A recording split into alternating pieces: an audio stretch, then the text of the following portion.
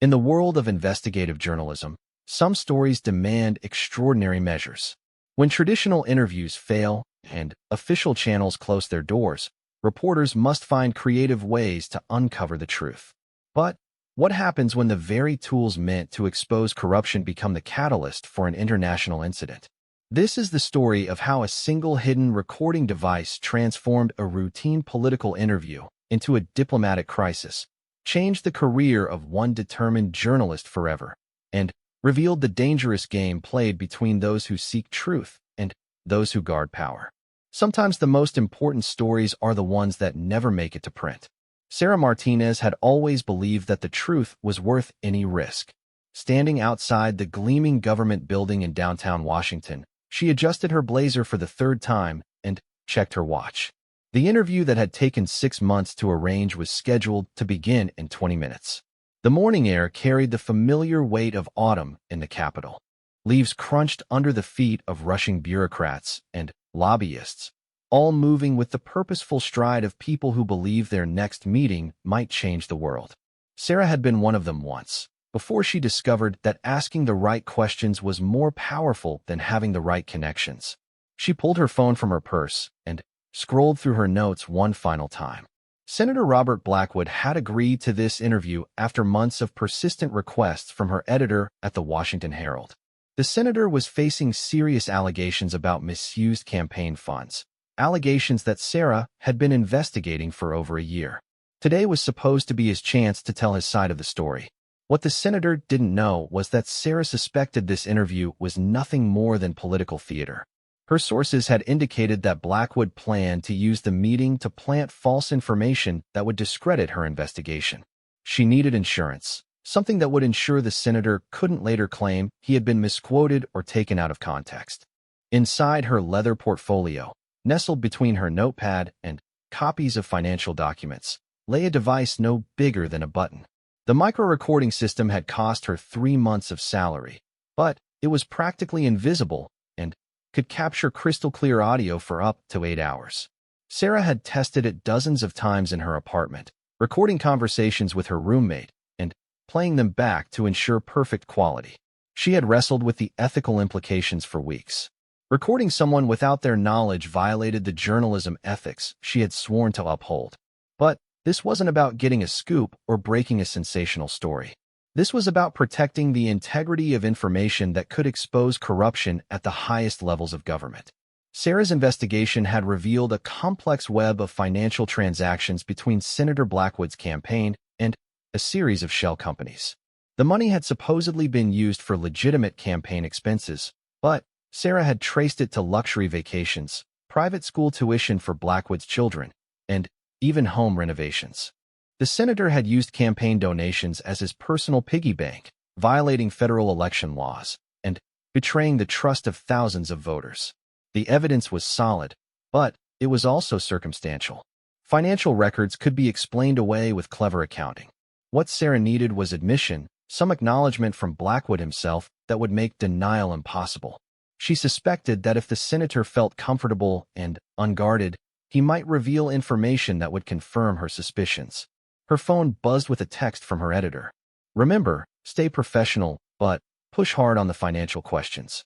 This could be the story that finally brings him down. Sarah typed back quickly. Understood. I'll get what we need. She didn't mention the recording device. Her editor would have forbidden it immediately, and Sarah couldn't risk having this opportunity shut down by legal concerns. Sometimes doing the right thing required bending the rules, she told herself. The government building's security checkpoint loomed ahead. Sarah had been through similar screenings dozens of times throughout her career. Metal detectors, bag searches, and identity verification were standard procedures for any journalist meeting with high-ranking officials. She had always passed through without incident. Today felt different. The security guards seemed more alert, more thorough in their examinations. Sarah tried to maintain her usual confidence as she approached the first checkpoint, but her heart was beating faster than normal. "Good morning," said the guard, a middle-aged man with kind eyes and calloused hands. His name tag read Johnson. "You're here for the senator's office?" "Yes," Sarah replied, handing over her press credentials. "I have an appointment at 10:30. Johnson examined her identification carefully, comparing the photo to her face and cross-referencing her name against a list on his computer screen. The process took longer than usual, and Sarah found herself shifting her weight from one foot to the other. "Please place your bag on the conveyor belt and step through the metal detector," Johnson instructed. Sarah's portfolio moved slowly through the X-ray machine while she walked through the detector. The familiar beep indicated she had cleared the metal screening without any problems. So far, so good. But Johnson was studying the X-ray screen with unusual intensity. He called over a colleague, a younger woman with sharp features and suspicious eyes. They spoke in low voices, pointing at the image of Sarah's portfolio. "Ma'am, could you step over here, please?" Johnson asked. Sarah's mouth went dry. "Is there a problem?" "Routine inspection," the younger guard said. Her name tag read Stevens. "We need to take a closer look at your bag." They led Sarah to a small table off to the side of the main security area. Johnson opened her portfolio carefully, removing items one by one. Notepad, pens, copies of financial documents, business cards, her phone charger, and, finally, the slim leather folder where she had hidden the recording device. Stevens opened the folder and immediately spotted the small electronic device nestled between two sheets of paper. She picked it up and examined it closely, her expression growing more serious. "What is this?" Stevens asked. Sarah's mind raced. She could claim ignorance, say she didn't know how the device had gotten into her bag. She could insist it was something innocent, maybe a hearing aid battery or a small piece of jewelry. But, looking at Stevens' trained eyes, she knew those lies wouldn't work.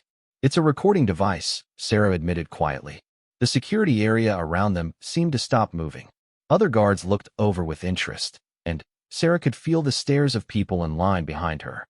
Johnson stepped closer, his kind expression replaced with professional concern. "Recording devices are not permitted in this building," Stevens said firmly, "especially not for meetings with elected officials." "I understand," Sarah replied. "I was hoping to record the interview for accuracy purposes. I didn't realize it would be a problem." Stevens and Johnson exchanged another look. This was clearly beyond routine security protocol. They were dealing with a potential violation of federal building security regulations, possibly even espionage laws. "Ma'am, I'm going to need you to wait here while we contact the senator's office," Stevens said. "Please have a seat." Sarah sat in a plastic chair next to the security desk, watching as Stevens made a phone call. She couldn't hear the conversation, but she could see Stevens' body language becoming more animated as she spoke. This was escalating quickly beyond a simple security violation. Minutes passed like hours. Other visitors moved through the checkpoint, giving Sarah curious glances as they collected their belongings and headed toward the elevators. She checked her watch obsessively. Her appointment time was approaching, and with each passing minute, her chances of salvaging this interview grew smaller. Stevens finished her phone call and walked back to the table where Sarah sat waiting. Her expression had shifted from suspicion to something that looked almost like sympathy. "I've spoken with Senator Blackwood's chief of staff," Stevens said. "The interview has been canceled." Sarah felt her stomach drop. 6 months of work, months of careful negotiation and relationship building, all destroyed in an instant. "Canceled? But I can leave the recording device here. I don't need to bring it with me."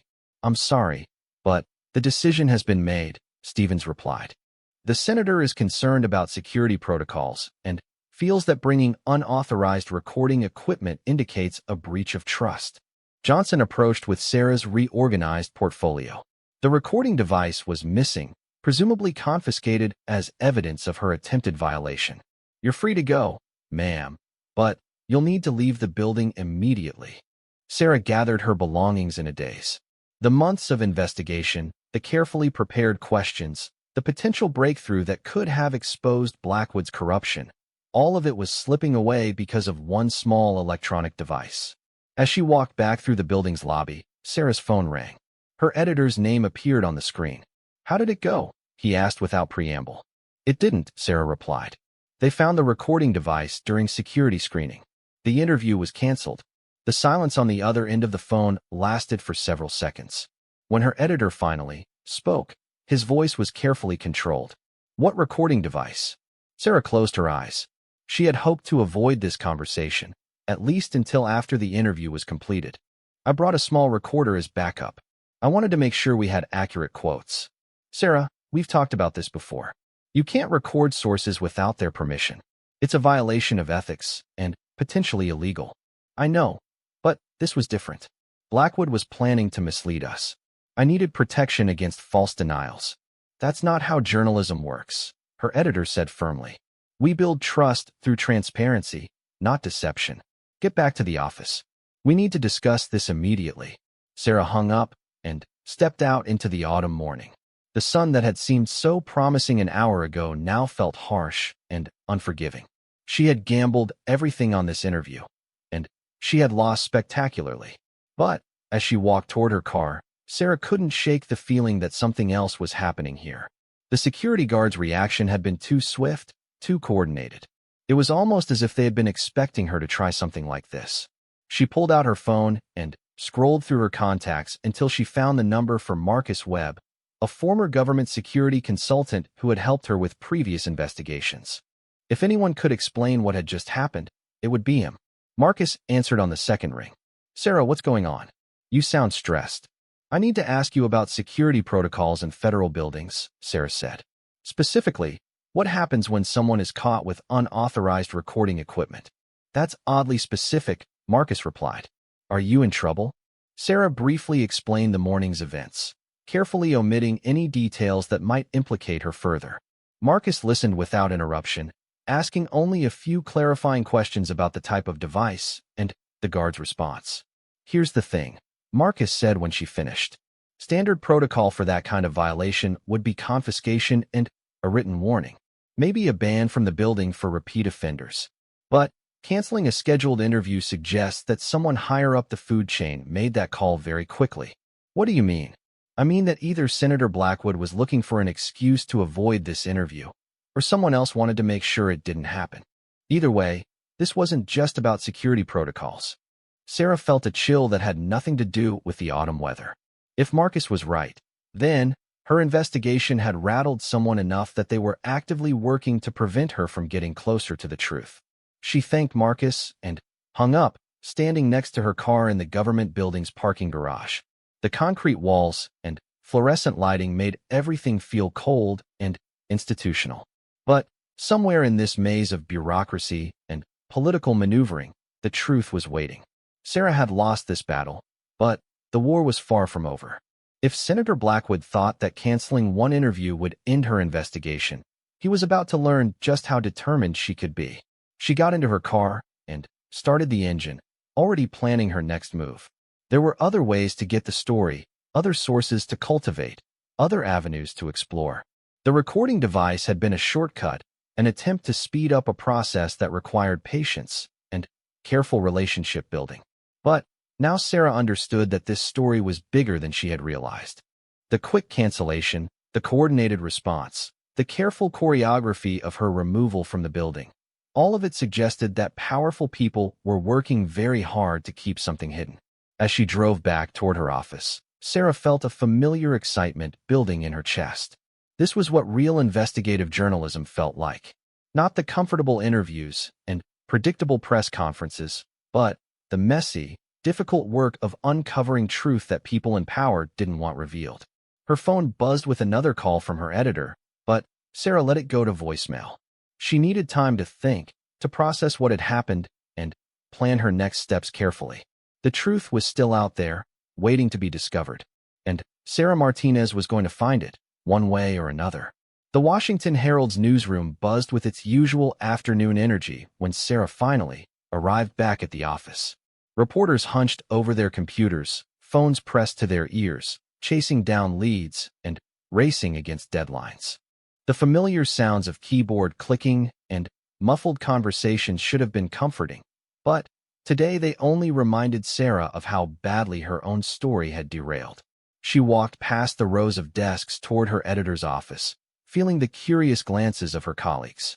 Word traveled fast in a newsroom, and she suspected that news of her failed interview had already made its way through the building's informal communication network. David Brennan had been the Herald's investigative editor for 12 years, and his office reflected both his experience and his cynicism. The walls were covered with framed front pages from major stories he had overseen, interspersed with photographs of him shaking hands with various politicians and whistleblowers. His desk was cluttered with coffee mugs, legal documents, and stacks of printed emails that he insisted on reviewing in hard copy. "Come in and close the door," David said without looking up from his computer screen. His tone was carefully neutral, which Sarah knew from experience meant he was either very angry or very concerned. Sarah settled into the worn leather chair across from David's desk and waited for him to finish typing. The silence stretched between them, broken only by the muffled sounds of the newsroom beyond the glass walls of his office. Finally, David leaned back in his chair and studied Sarah with the same intensity he brought to analyzing source documents. His gray hair was more disheveled than usual, and Sarah noticed the stress lines around his eyes seemed deeper today. "Start from the beginning," he said, "and don't leave anything out." Sarah took a deep breath and recounted the morning's events in detail. She explained her reasoning for bringing the recording device, the security screening process, and the swift cancellation of the interview. David listened without interruption, occasionally making notes on a yellow legal pad. When she finished, David set down his pen and rubbed his temples. "Sarah, help me understand something.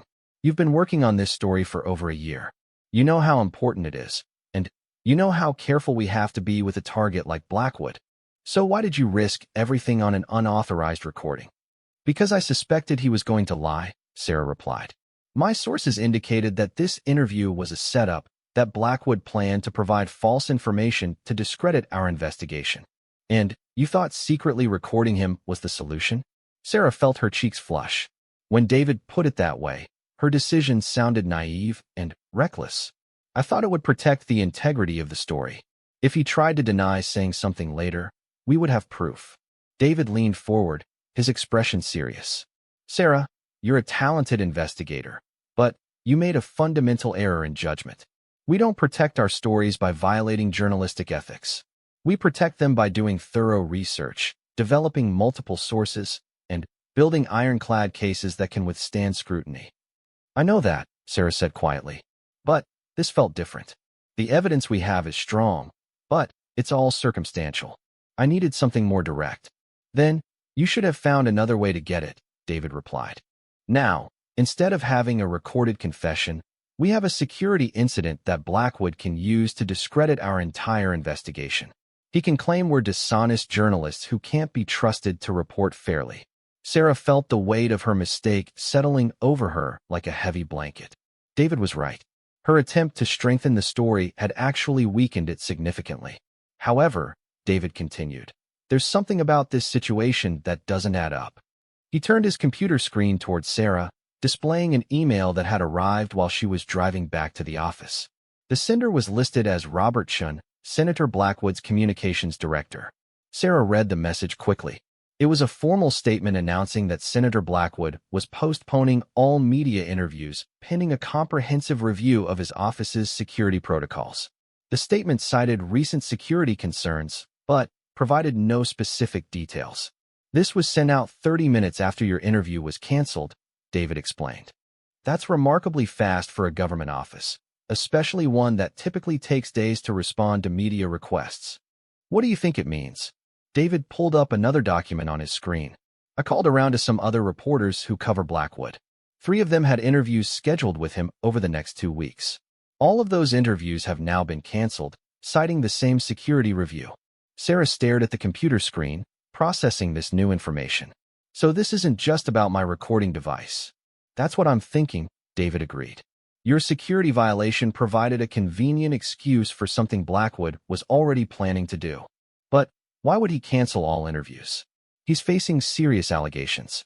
Normally politicians in his position want to get their message out, not hide from the media." David opened another file, this one containing printouts of financial documents that Sarah had compiled during her investigation. "I've been reviewing your research while you were gone. The pattern of financial transfers you've identified is even more damaging than we initially thought."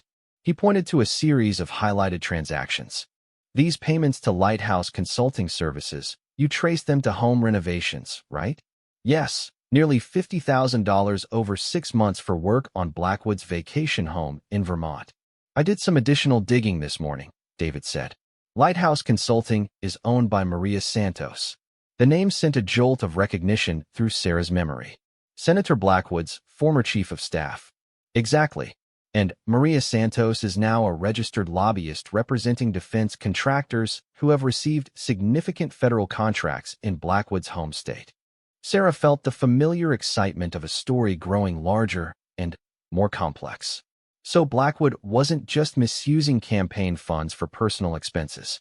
He was funneling money to a former aide who became a lobbyist. It gets better, David said, pulling up another document. Santos's lobbying firm represents Meridian Defense Systems, which just received a $200 million contract to build a new facility in Blackwood's district. Sarah leaned back in her chair, trying to process the implications. That's not just campaign finance violation. That's potentially a quid pro quo arrangement. Blackwood helps Santos's clients get federal contracts, and Santos helps pay for his home improvements.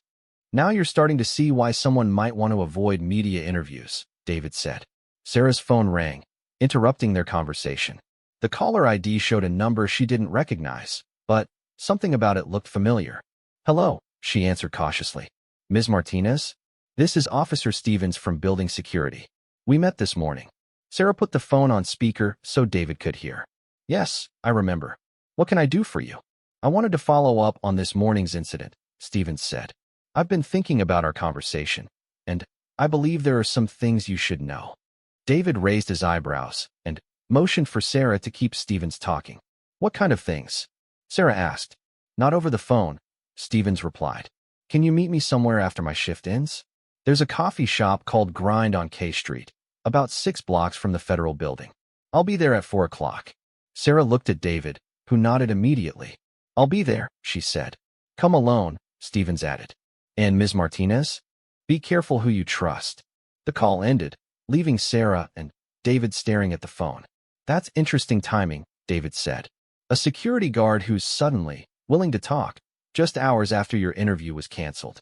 Do you think it's legitimate? Only one way to find out, David replied. But we're going to take some precautions. For the next hour, David and Sarah planned their approach carefully.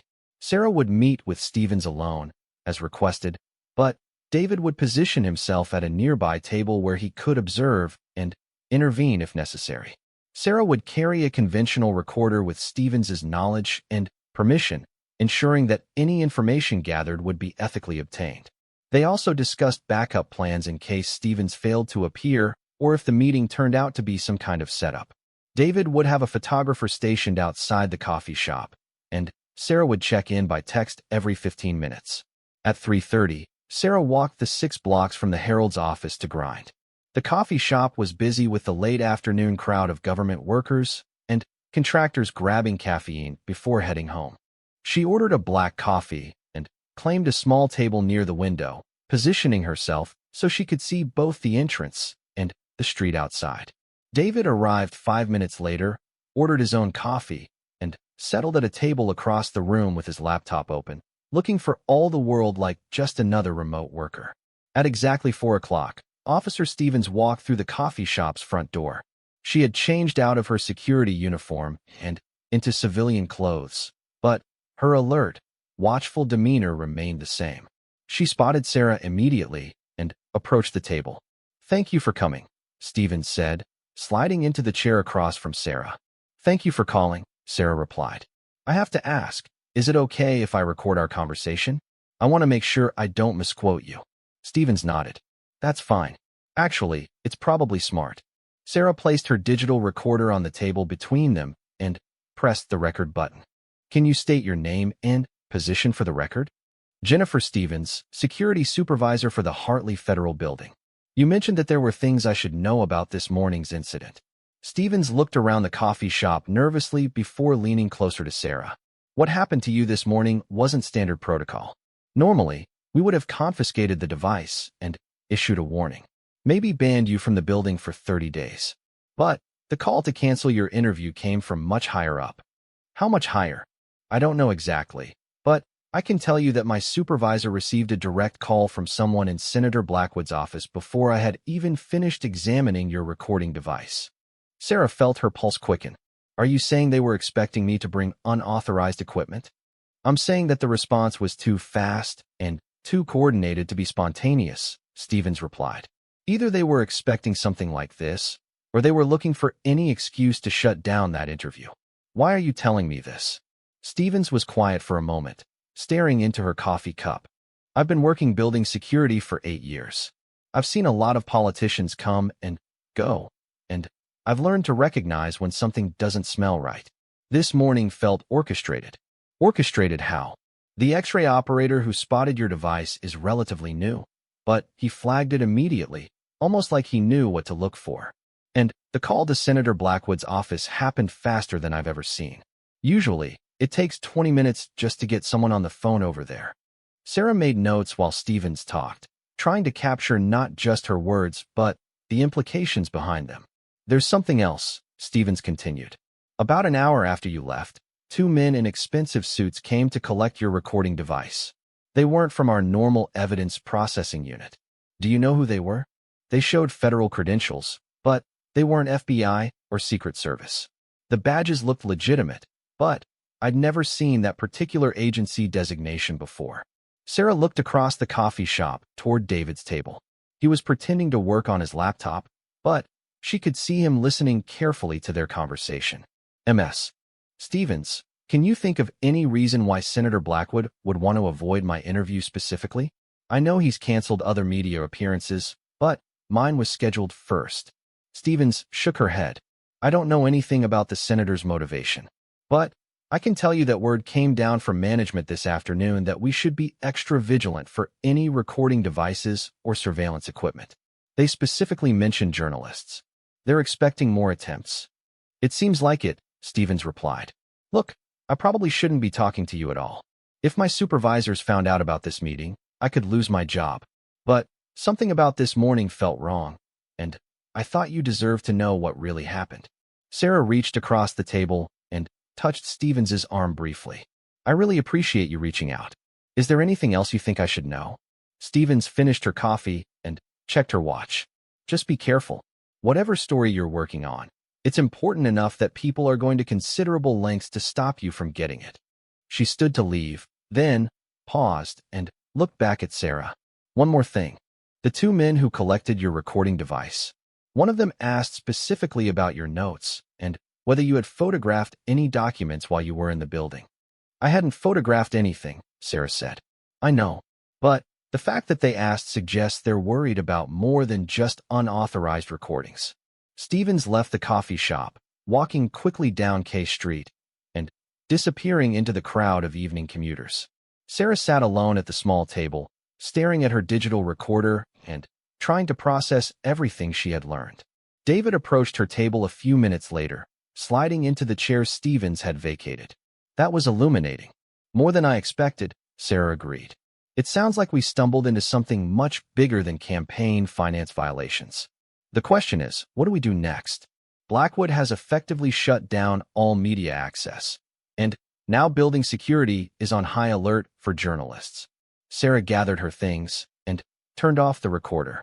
We do what investigative journalists have always done when official sources won't talk. We find unofficial ones. As they walked back toward the Herald's office, Sarah's mind was already working through the possibilities. Stevens had provided valuable information, but she had also raised new questions about who else was involved in covering up Blackwood's activities. The story was growing larger and more dangerous, but Sarah felt energized rather than intimidated. This was exactly the kind of investigation that reminded her why she had become a journalist in the first place. Somewhere in the maze of government agencies, private contractors, and political operatives, the truth was waiting to be discovered. And now Sarah knew that powerful people were actively working to keep that truth hidden, which meant it was probably worth finding. Sarah spent the next 3 days developing a new strategy. If direct access to Senator Blackwood was impossible, she would have to build her story from the outside in, using public records, financial documents, and sources who operated in the shadows of Washington's political machinery. Her first breakthrough came from an unexpected source. Carmen Rodriguez, a former investigative reporter who now worked as a freelance researcher, had been following Sarah's work on the Blackwood story through their mutual contacts in the journalism community. Carmen called Wednesday morning with an offer that Sarah couldn't refuse. "I've been tracking defense contracts in Blackwood's district for a different project," Carmen explained over the phone. "But some of the information I've uncovered might be relevant to your investigation." They met that afternoon at a small restaurant in Adams Morgan, far from the government buildings and press clubs where they might encounter other reporters or political operatives. Carmen had brought a thick folder of documents that she spread across their corner table like pieces of a complex puzzle. "Meridian Defense Systems," Carmen said, pointing to a contract summary. $200 million to build a new research facility. But here's what's interesting. They weren't the lowest bidder. Sarah examined the document carefully. Who was? Blackstone Engineering, based in Texas. Their bid was $30 million lower than Meridian's, and they had better technical qualifications according to the evaluation criteria. So why didn't Blackstone get the contract? Carmen pulled out another document, this one marked with highlighter and sticky notes. Because Senator Blackwood personally intervened in the selection process. He wrote a letter to the Defense Department arguing that the contract should go to a company with local ties to his district. Sarah felt the familiar tingle of a story developing new dimensions. And Meridian has local ties? They're planning to build their facility in Blackwood's hometown of Millbrook. It's going to be their first major operation outside of Virginia. But, Carmen, defense contract awards are handled by career bureaucrats, not politicians. Senators don't usually have direct input into those decisions. Carmen smiled grimly. That's what makes Blackwood's intervention so unusual. I've been covering defense contracting for 10 years, and I've never seen a senator insert himself directly into the selection process like this.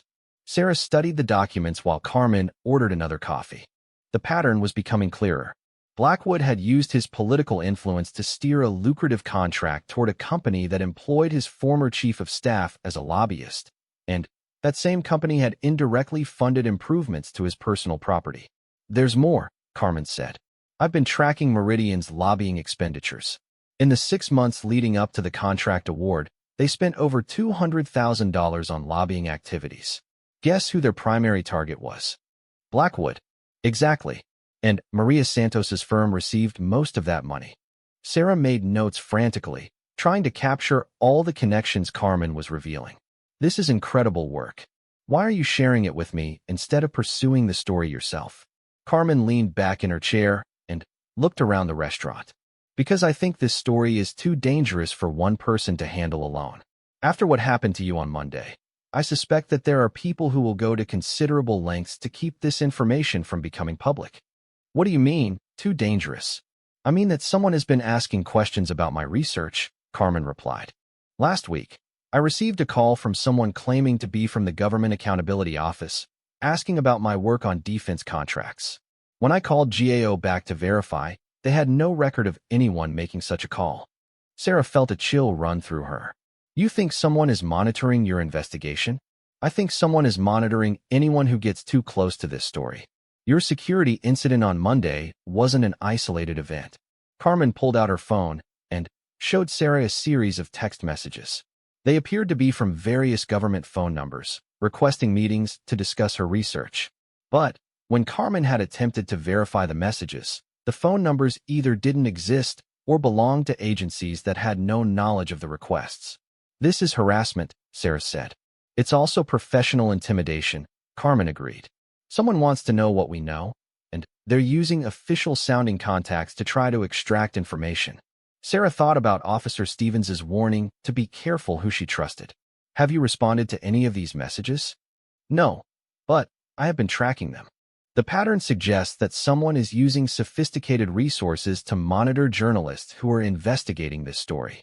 They spent the next hour reviewing Carmen's documents and comparing them to Sarah's financial research.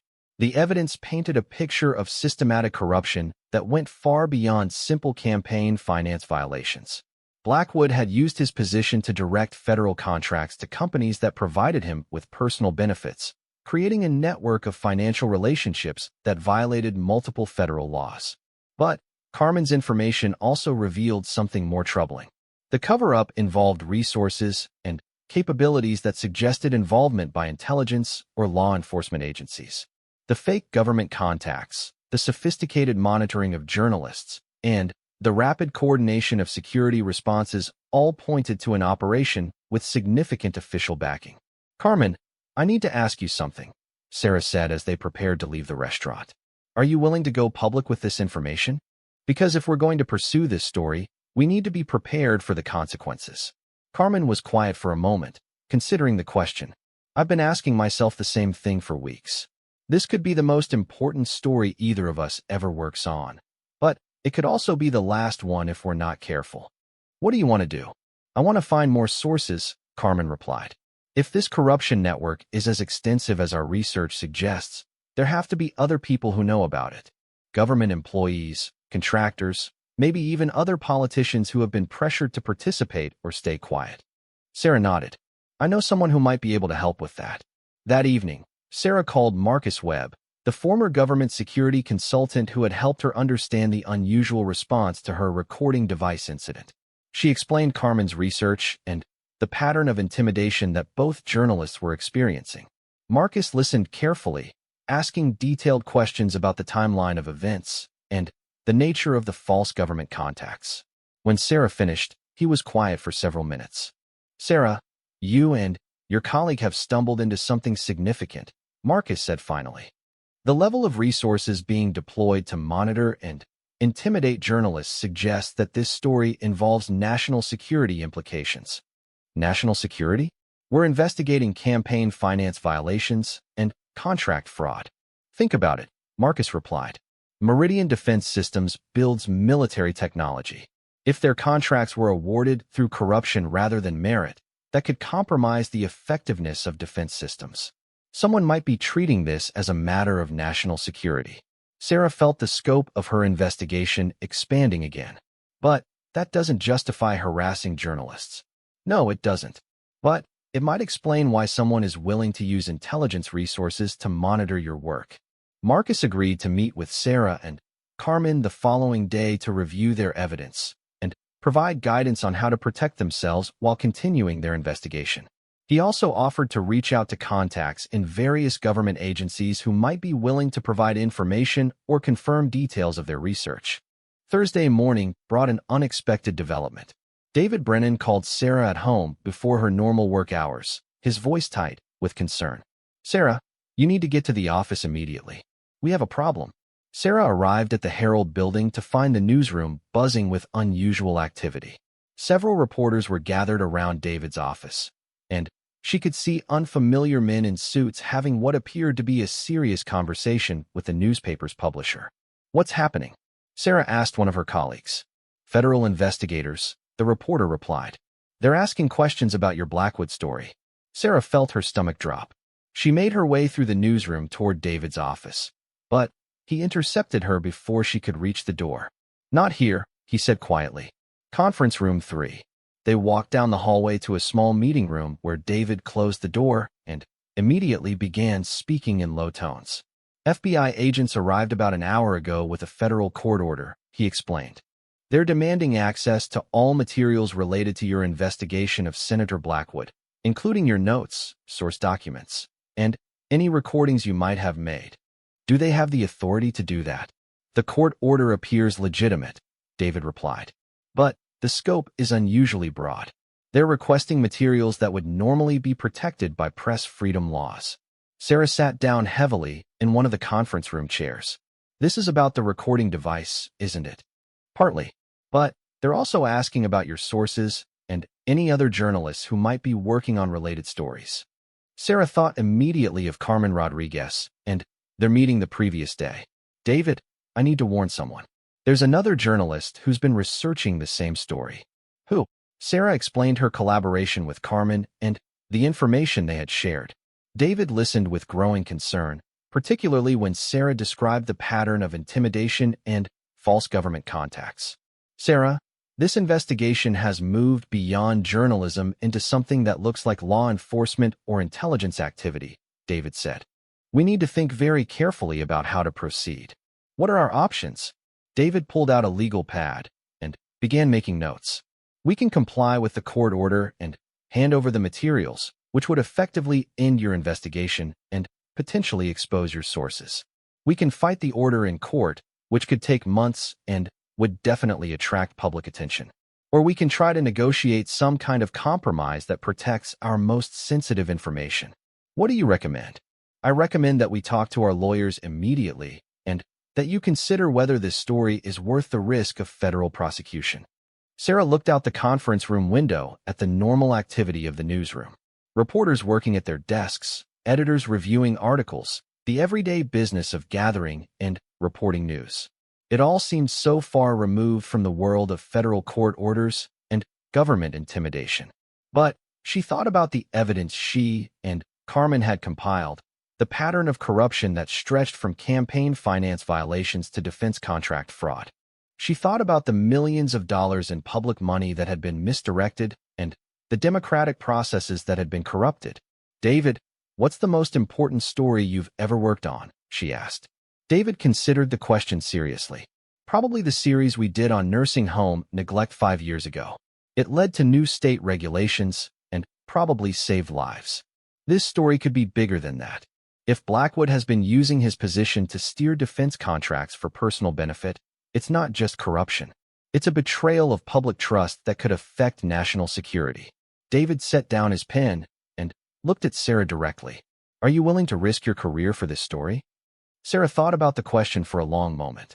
She thought about the security guards who had been too quick to confiscate her recording device, about the canceled interviews, and the pattern of intimidation that Carmen had documented.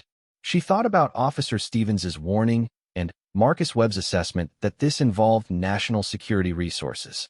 Most of all, she thought about the truth that was still hidden somewhere in the maze of financial transactions and political relationships that she had been investigating for over a year. Yes, she said finally. I think I am. David nodded slowly. Then, we're going to need a very good lawyer, and we're going to need to be smarter about how we gather and protect information. What's the first step? The first step is to make sure that Carmen Rodriguez understands what's happening and takes appropriate precautions. If federal agents are demanding our materials, they're probably going after her research as well. Sarah pulled out her phone to call Carmen, but David stopped her. Not from here, he said, and not from your usual phone. If they're monitoring our investigation this closely, they're probably monitoring our communications as well. Sarah looked at David with new understanding. This wasn't just an investigation anymore. It was a battle for the right to pursue the truth, fought against opponents with resources and capabilities that most journalists never encountered. But it was also the most important work she had ever done, and she wasn't ready to give up. Sarah left the Herald building through a side exit, using a route that avoided the main lobby where federal agents were still conducting their investigation. David had given her a prepaid cell phone and specific instructions about how to contact Carmen Rodriguez without using their normal communication channels. The paranoia felt surreal, like something from a spy novel rather than the everyday work of journalism. But the presence of FBI agents in her newsroom and the federal court order demanding her research materials made it clear that normal rules no longer applied.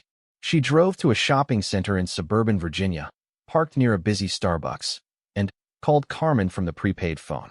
Carmen answered on the second ring, but her voice sounded strained.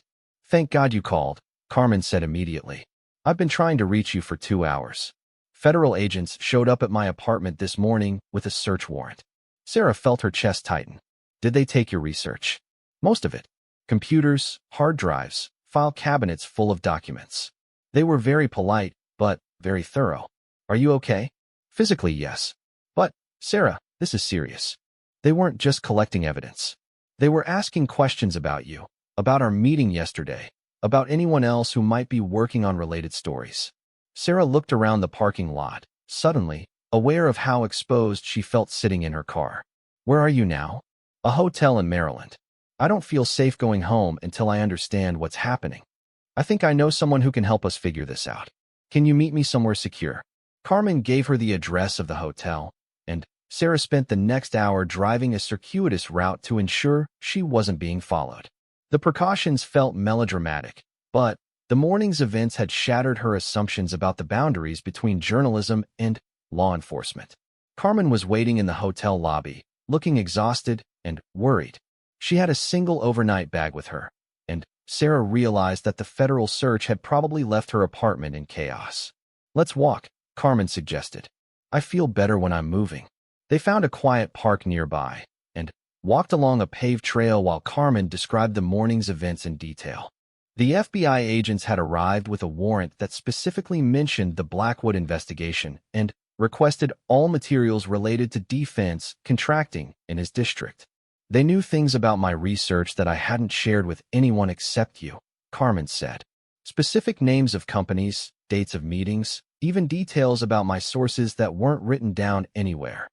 "That suggests they've been monitoring your communications for some time," Sarah replied. "That's what scares me. If they've been watching my work for weeks or months, what else do they know?" Sarah pulled out the prepaid phone and called Marcus Webb. When he answered, she explained the situation quickly and asked if he could meet them at the hotel. "Absolutely," Marcus replied. "But listen carefully. Don't go back to the hotel room. Meet me at the restaurant attached to the hotel in exactly 1 hour." "And Sarah?" "Assume that anyone you've been in contact with over the past week is now known to the people conducting this investigation." The warning sent a chill through Sarah's mind as she thought about Officer Stevens and their meeting at the coffee shop. If federal agents were monitoring journalist communications, they might also be tracking people who had provided information. Sarah and Carmen spent the next hour walking through the suburban neighborhood around the hotel, discussing their options and trying to understand the scope of the investigation they had unwittingly triggered. Both women were experienced journalists who had covered sensitive stories before, but neither had encountered this level of government response to their work. "The question is whether they're trying to suppress our investigation because it reveals corruption or because it threatens national security," Carmen said as they made their way back toward the hotel. "Does it matter?" Sarah replied. "Either way, they're using federal law enforcement resources to intimidate journalists." Marcus Webb was already seated at a corner table in the hotel restaurant when they arrived. He looked older than Sarah remembered, with deep lines around his eyes and gray hair that suggested the stress of years working in government security. But his handshake was firm, and his attention was completely focused when Sarah introduced him to Carmen. "Before we discuss anything else," Marcus said, "you need to understand what you're dealing with. Based on what you've told me, this investigation involves multiple federal agencies, sophisticated surveillance capabilities, and resources that are normally reserved for national security matters. But we're investigating corruption, not terrorism," Carmen said. "In today's environment, the distinction isn't always clear," Marcus replied. "Defense contractors handle classified information and build systems that are critical to national security. If those contracts were awarded through corruption, it could compromise military capabilities." Marcus pulled out a small electronic device and placed it on the table between them. "This will detect any surveillance equipment in the immediate area," he explained. "I swept the restaurant before you arrived, but we should be careful about what we discuss." For the next 2 hours, Marcus listened as Sarah and Carmen described their research in detail. He asked specific questions about their sources, their methods of gathering information, and the timeline of government responses to their investigation. When they finished, Marcus was quiet for several minutes, apparently weighing what he had learned against his knowledge of how federal agencies operated. "Here's my assessment," he said finally. "Someone in a position of significant authority has classified your investigation as a potential threat to national security. That's the only explanation for the resources being deployed against you." "Who has that kind of authority?" Sarah asked. "It could be someone in the Defense Department, the Justice Department, or even the intelligence community. But whoever it is has convinced federal law enforcement that your story poses a risk serious enough to justify violating press freedom protections." Carmen leaned forward. "So what do we do? Give up and let the corruption continue?" "No," Marcus said firmly. "But you need to change your approach. Direct confrontation with federal agencies is a battle you can't win. You need to find ways to continue your investigation while protecting yourselves and your sources." Marcus outlined a strategy that relied on careful coordination with experienced attorneys, systematic documentation of government overreach, and building public support for press freedom principles. He also emphasized the importance of finding allies within the government who could provide protection or guidance. There are people in federal agencies who believe in democratic principles and the role of the press, Marcus explained. But they have to be approached carefully, and they can only help if they're convinced that your investigation serves the public interest. Do you know anyone who might be willing to help? Sarah asked. Marcus nodded slowly. I might, but it would require complete honesty about your research and your goals. And it would mean accepting that this story might take months or even years to develop properly. Sarah thought about the federal court orders, the FBI agents in her newsroom, and the systematic intimidation that she and Carmen had experienced. The easy path would be to abandon the investigation and move on to safer stories. But she also thought about the millions of dollars in public money that had been misdirected, the democratic processes that had been corrupted, and the precedent that would be set if government officials could simply intimidate journalists into silence. I'm willing to continue, Sarah said. But I need to know that we're not putting other people at risk. Carmen nodded agreement. What about our sources? People like Officer Stevens who trusted us with information. Marcus's expression became more serious. That's a legitimate concern. Anyone who provided you with information is potentially at risk if federal agencies are conducting a comprehensive investigation. You need to warn them, but you also need to be careful about how you communicate. He provided them with specific guidance about secure communication methods, legal resources that specialized in press freedom cases, and strategies for protecting source information. He also offered to serve as an intermediary with government contacts who might be able to provide protection or guidance. One more thing, Marcus said as they prepared to leave. This investigation has attracted attention at very high levels. That means there are probably political considerations involved that go beyond the evidence you've gathered. What kind of political considerations? Carmen asked. Senator Blackwood sits on the Defense Appropriations Subcommittee. He has influence over billions of dollars in military spending. If he's been selling that influence to private contractors, it could affect defense capabilities and international relationships. Sarah felt the scope of the story expanding once again. You're saying this isn't just about one corrupt senator. I'm saying that corruption in defense contracting has implications that reach far beyond campaign finance violations, Marcus replied, which is why someone is willing to use intelligence resources to monitor your investigation. As they walked back through the hotel parking lot, Sarah reflected on how much her simple investigation of campaign finance irregularities had evolved. What had started as a local corruption story had become a complex web involving defense contracts, lobbying relationships, and now federal law enforcement responses that raised serious questions about press freedom. Carmen interrupted her thoughts. Sarah, I need to ask you something. Are you sure this story is worth the personal cost? Because I think we're past the point of no return. Sarah looked at her colleague, recognizing the fatigue and stress in her eyes. The federal search of Carmen's apartment, the intimidation, and the ongoing surveillance had taken a toll that went beyond professional concerns. I don't think we have a choice anymore, Sarah replied. If we abandon this investigation now, we're essentially saying that government officials can suppress journalism by labeling it a national security threat. That's a precedent we can't afford to set, even if it costs us our careers. Sarah thought about the question as they reached their cars. The easy answer was that some stories were worth any professional sacrifice. But the reality was more complex. Continuing this investigation would require months of difficult work, legal challenges, and personal stress that could affect every aspect of their lives. But it would also mean holding powerful people accountable for betraying public trust and ensuring that democratic institutions remained strong enough to expose corruption when it occurred. Yes, Sarah said finally, even if it costs us our careers. Carmen smiled for the first time since the federal agents had searched her apartment. Then, I guess we better figure out how to do this right. As Sarah drove back toward Washington, she began planning the next phase of their investigation.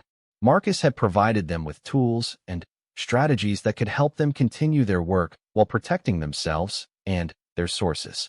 But he had also made it clear that success would require patience, careful planning, and a willingness to accept risks that most journalists never faced. The story that had started with a hidden recording device and a canceled interview had become something much larger and more important. And despite the federal court orders and government surveillance, Sarah was more determined than ever to see it through to completion. The truth was still out there, waiting to be discovered. And now she had allies who could help her find it safely. 6 months after the federal agents had raided their research, Sarah Martinez stood before a packed auditorium at Georgetown University, preparing to accept the Henderson Award for Investigative Journalism. The story that had nearly ended her career had instead become the most important work of her professional life. The final article series, Contracts of Corruption: How One Senator Sold America's Defense, had run in the Washington Herald over 5 consecutive days in March. The stories documented a systematic pattern of corruption involving Senator Robert Blackwood, defense contractor Meridian Systems, and a network of lobbyists and former government officials who had diverted millions of dollars in public funds for personal benefit. But the road to publication had been unlike anything Sarah had ever experienced in journalism.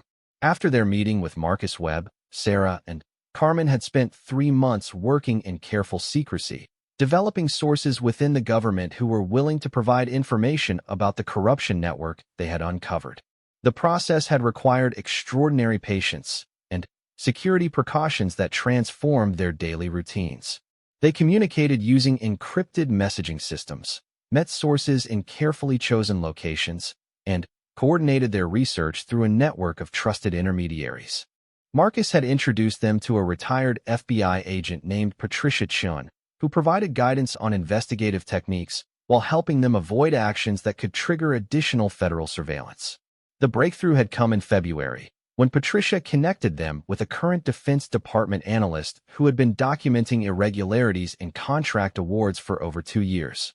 The analyst, who agreed to speak only on condition of anonymity, provided internal documents showing that Blackwood's intervention in the Meridian contract had violated multiple federal procurement regulations. More importantly, the analyst revealed that the corruption network extended beyond Blackwood to include 3 other senators and at least 8 House representatives who had received similar benefits from defense contractors in exchange for favorable treatment of contract awards. This isn't one corrupt politician, the analyst had explained during a carefully arranged meeting in a suburban Virginia park. This is a systematic subversion of the procurement process that has affected billions of dollars in defense spending over the past 5 years. The scale of corruption had stunned both journalists.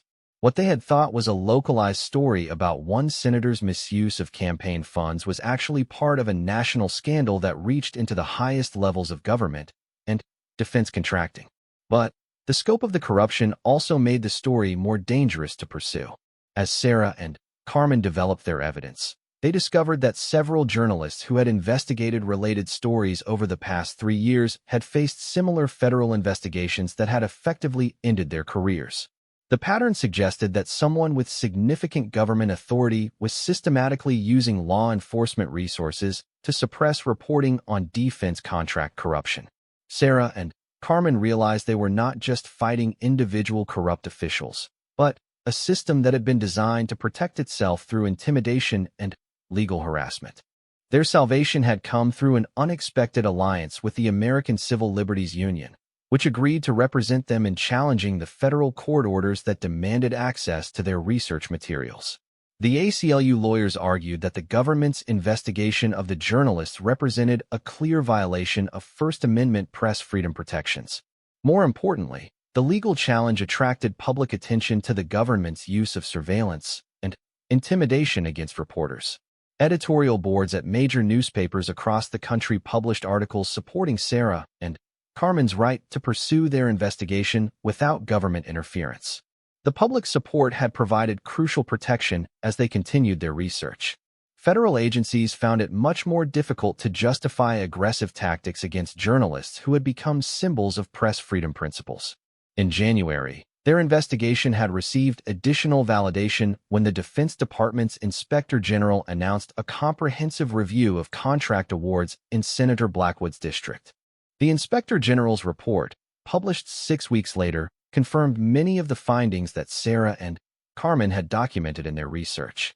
The Inspector General found evidence of systematic irregularities in contract awards totaling over $400 million, involving not just Meridian Systems, but 3 other defense contractors who had provided benefits to government officials.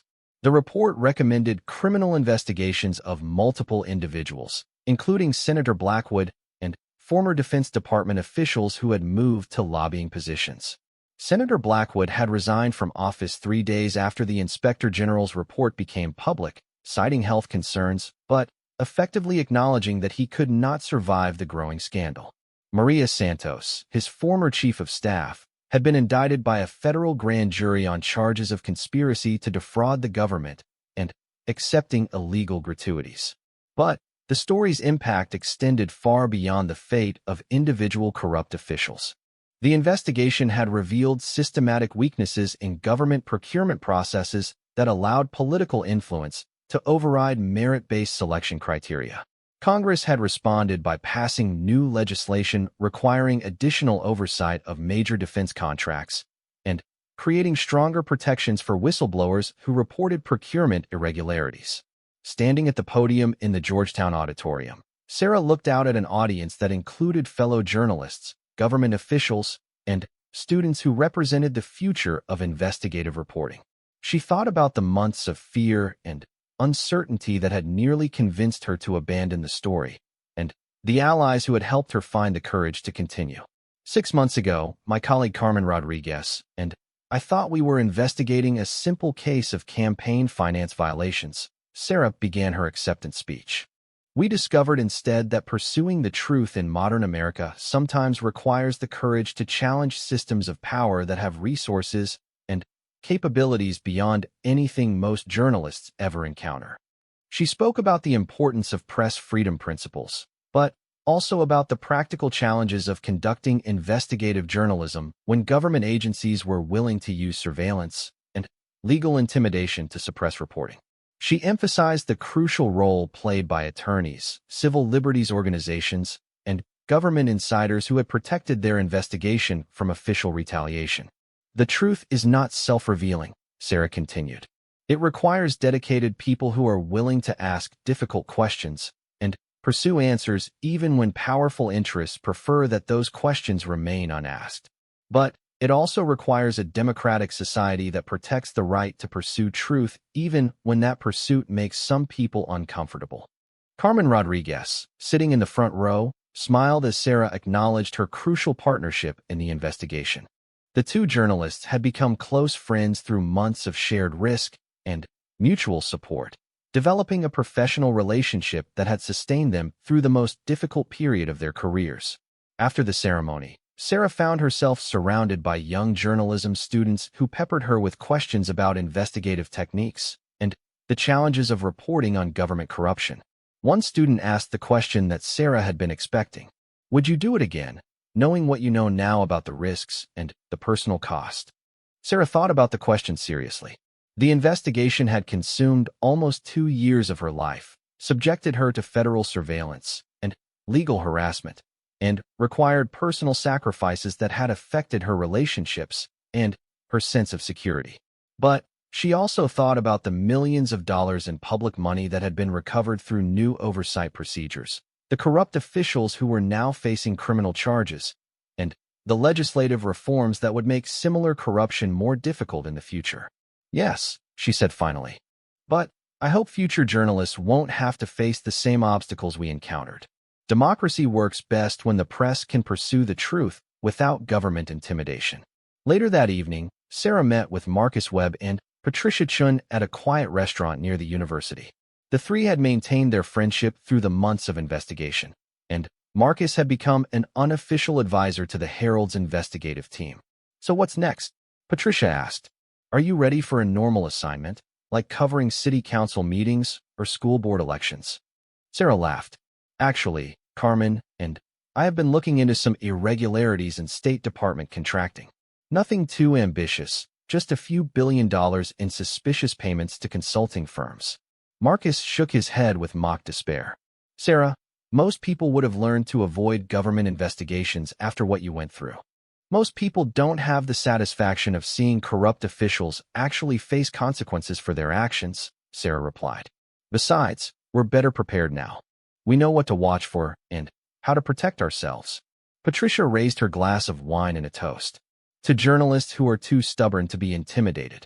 As they shared dinner and reflected on the investigation that had changed all of their lives, Sarah felt a deep sense of satisfaction that went beyond professional accomplishment. The story had vindicated her belief that persistent, careful journalism could still hold powerful people accountable for betraying public trust. But, more importantly, it had demonstrated that press freedom principles could survive even systematic government attempts at suppression, as long as journalists were willing to accept the risks and responsibilities that came with pursuing difficult truths. The hidden recording device that had started her investigation 6 months earlier had been a mistake, a shortcut that nearly destroyed her credibility and ended her career. But the response to that mistake had revealed a story far more important than anything she could have captured with unauthorized recordings. The truth, as it turned out, was more powerful than any hidden microphone. It just required the patience and courage to discover it properly. As Sarah walked back to her car after dinner, she reflected on how much her understanding of journalism had evolved through this investigation. She had started with a relatively simple story about campaign finance violations and had discovered a complex network of corruption that reached into the highest levels of government. But she had also discovered that modern investigative journalism sometimes required the skills of a spy and the legal knowledge of an attorney. The days when reporters could simply show up with notebooks and ask questions were giving way to a more complex environment where powerful interests had sophisticated tools for suppressing inconvenient truths. The challenge for future journalists would be learning to navigate that environment while maintaining the ethical principles and democratic values that made their work essential to a free society. Sarah's phone buzzed with a text message from Carmen. Ready to start planning the State Department investigation? Sarah smiled as she typed her reply. Absolutely. But this time, we do it right from the beginning. As she drove through the quiet streets of Washington, Sarah thought about all the stories that remained to be told, all the corruption that remained to be exposed, and all the truth that remained to be discovered. The work would never be finished, but that was what made it meaningful. The hidden microphone had taught her an important lesson. The tools of journalism were less important than the principles that guided their use. Truth was not something that could be captured with clever devices or sneaky tactics. It could only be revealed through patient, ethical work conducted by people who understood that democracy depended on their willingness to ask difficult questions and pursue honest answers. And sometimes, the most important stories were the ones that nearly destroyed the people who told them.